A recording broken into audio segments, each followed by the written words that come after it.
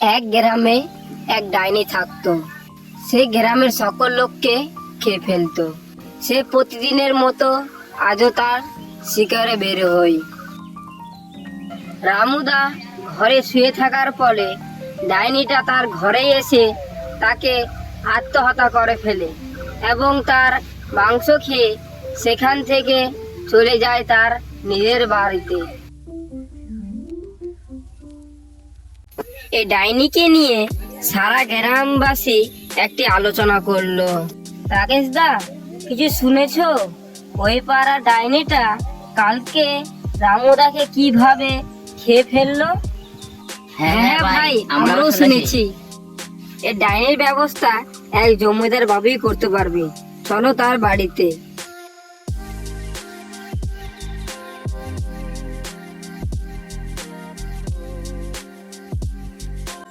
কি মতলবে আজ সবাই আমার বাড়িতে?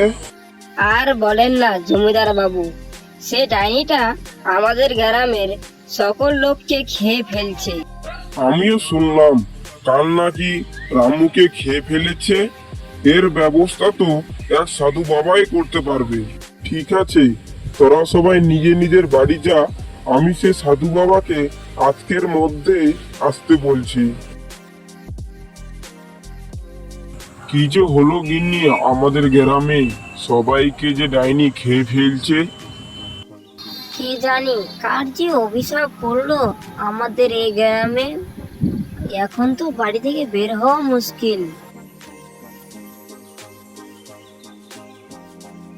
কি হয়েছে বাবা, কি হয়েছে? কিছু না বাচ্চারা, তোমরা ঘরে গিয়ে এখন পড়তে বসো।